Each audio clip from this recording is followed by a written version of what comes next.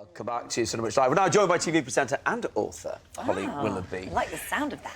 But before we talk authors, congratulations, because this morning's just won Best Daytime Show again at TV Choice Awards. Well, we had a big battle with you, didn't it, at the NTAs? We did, we did. You know, we ran a good campaign. You did, you really did. And it's a great show. I mean, you know, it's difficult, isn't it? We're very, I mean, you know, it's lovely to win an NTA. It's lovely to win a TV Choice. It's lovely to win, but I don't know why. I mean, we're just very lucky, I guess. It's only 3 times a year, but we just love what we do. Yeah. But this morning, though, it never stops being popular. And it can change presenters, it can change format. Why is it so popular? I think basically you've just said it, is that, you know, This Morning is the show. That's the most important thing, is the brand of This Morning. But I think This Morning hasn't been afraid to adapt and change. You know, it hasn't been set in its ways.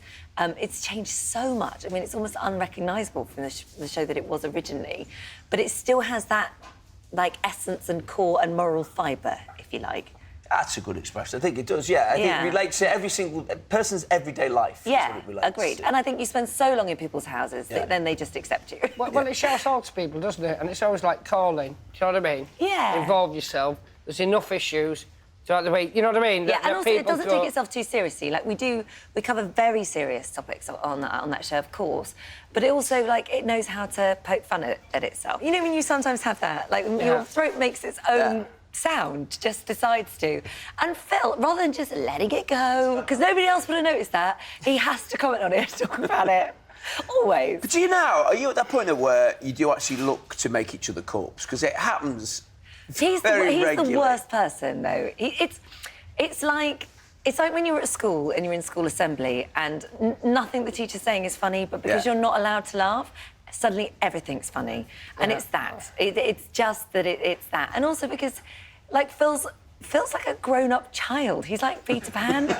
And he's got that laugh, that wheezy laugh like Muttley. And even when I'm talking to camera, and I can see his shoulders going up and down, and then you just hear this like that, and I'm like, well, that's that then. Well, it's a lovely gift, isn't it, when you have a co-worker that you can make laugh? Yeah, we're very lucky. we are very lucky like that. It's true. It's true. All right, so let's talk about... I want to talk about this. Your latest I know, fascinated with. So this is the second book you've written about... So we had Truly Happy Babies to begin with, and that was kind of sort of first year of baby's life, sort of bottle feeding, breastfeeding, sleep routines, all that sort of stuff. So this kind of was the natural progression on from that.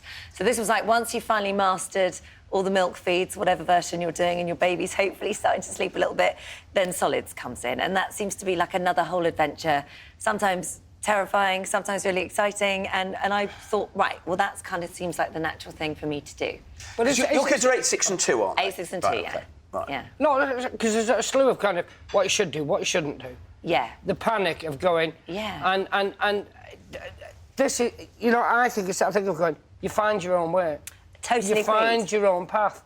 Don't be thinking you're doing the wrong thing. Absolutely, and that's by observing. Having had the 3 children, and I think that's why I wanted to write the book in the first place, was that the one thing that I learnt more than anything was to trust your own instincts as a mother or a father, because there was so much information that came in. And actually, your child is so unique. First of all, you've got to get to know what baby you've got and what your baby's like and whether they're... what their needs are, and then you just fix it to that, because I'm the same mum, but I had 3 children and 3 completely different experiences with them. I think it's always been a fascinating thing of going, you can have siblings all with the same upbringing. How do you grow up so differently? Yeah. How can you have such different tastes? Because they're little individuals. But with this as well, I mean, we cover weaning and all those sorts of things, getting good foods into babies and textures and things like that. But also, as my family's grown, I don't want to be whizzing up small things and then cooking this and cooking what Harry likes and what Belle likes. And there's family recipes in there that you can sort of take a corner out and then whiz that up and make that texture. So you're not cooking a million different things. It's taking the salt and a lot...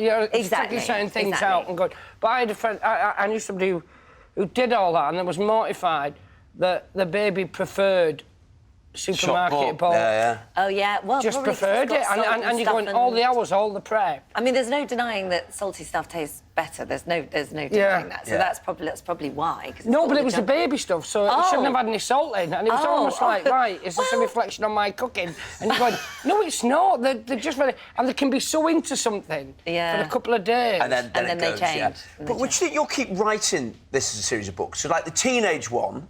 If you decide to write that, that'll be your challenge. You're like, mine are 19 and 14. Well, before you even get to teenage, you've got toddler years. Yeah. I'm not sure I've even mastered that now. I mean, I really don't. I mean, being a parent is the most difficult. Yay! He's walking, in and the then you go, world. put everything on the top shelf. Yeah, no, exactly, and it's impossible. I mean, I think with that becomes behavioural, and I'm not sure, even after my 3, I've managed to master that. I'm not sure. The cooking bit, the sort of being with baby, like, I feel like that was something that I really enjoyed and loved. I mean, the recipes all make sense. I was looking through the book last night. They do, they're kind of like, they're really nice, so, And also, one of the things I did really like is the fact you've not shied away from doing things that are spicy. Because quite often you'll read recipes for babies and for young kids, and it's all a little bit beige. In flavour, was like you've said, there's a few things like tacos that and was stuff really important as well, because I think the more you introduce to a baby early doors, the better they are as they grow up. They hopefully won't turn into fussy eaters.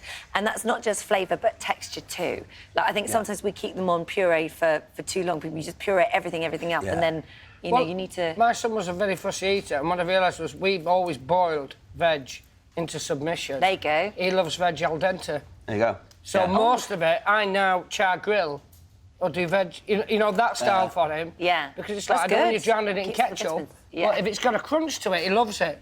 If it's mushy... Not interested. I make him right. Thank you, Hol. Thank you. And your book, that makes it right. That was a good out, that. It was very, very... Truly Baby is out now.